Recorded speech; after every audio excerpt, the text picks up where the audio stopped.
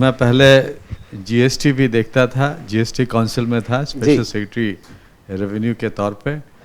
तो मैंने देखा इस बजट में it is an extension of the reformist measures which government is trying to do. मैं ये कहना चाहूँगा कि जो एक्सपेक्टेशन था उसके हिसाब से लोग स्टॉक मार्केट की तरफ देखते हैं, but if you look at the overall picture, it is in line with the thinking of how India has to be more competitive, चाहे वो export competitiveness में हो, because given the global headwinds, अभी जो आप जानते हैं कि वैश्विक तौर पे जो अनिश्चितताएं हैं उसको देखते हुए किस तरीके से हम लोग अपना एक्सपोर्ट कॉम्पिटिटिवनेस बढ़ाएं। आप रुपी डॉलर का देखेंगे तो उसमें भी बहुत सी बातें आती हैं समझने की। तो जब तक हम लोग कॉम्पिटिटिव नहीं हो, अपने इकॉनमी को नहीं बनाए, उसके लिए क्या क्या करना चाहिए। Budget is one of the major instruments where we give a signal, but government has been trying to do this across many ways. जैसा कि आज वित्त मंत्री बता रही थी कि कॉर्पोरेट टैक्सेशन घटा के 2019 में बहुत बड़ा रिफॉर्म हुआ था।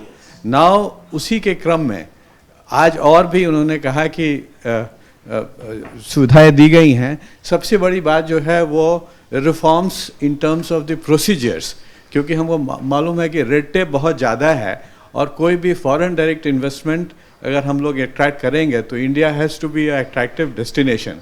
उसके लिए क्या क्या किया जा सकता है। So there have been many announcements on simplification of the processes, चाहे वो कस्टम साइड में हो, एंड बहुत सारी चीज़ें बताई गई।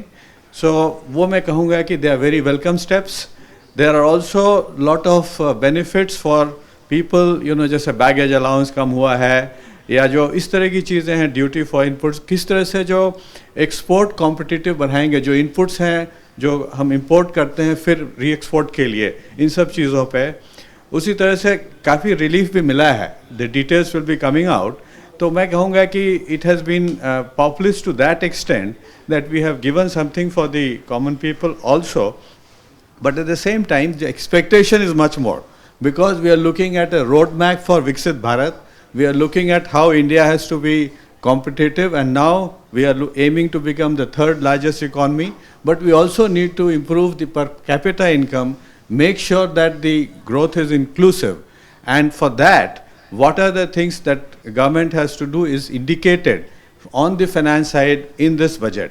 तो मैं ये कहूँगा कि जो बहुत सारी चीज़ें हैं, 1.5 घंटे के भाषण में आप देखा होगा, मैं इतना ही कहूँगा कि ये एक जो 4.3 फिस्कल डेफिसिट का टारगेट समझते हुए और कैसे हम लोग एक्सपोर्ट कॉम्पिटिटिव बने, इस बात को ध्यान दिया गया है। वो बहुत ज़रूरी है, because otherwise we will feel कि टैरिफ जो बहुत ज़्यादा लगाया गया है उसके लिए किस तरह से हम लोग अपनी इकॉनमी को प्रिपेयर करें कॉम्पिटिटिव होने के लिए। उसके लिए ये बजट जो है बहुत सारे स्टेप्स कह रहा है और to that extent it's welcome.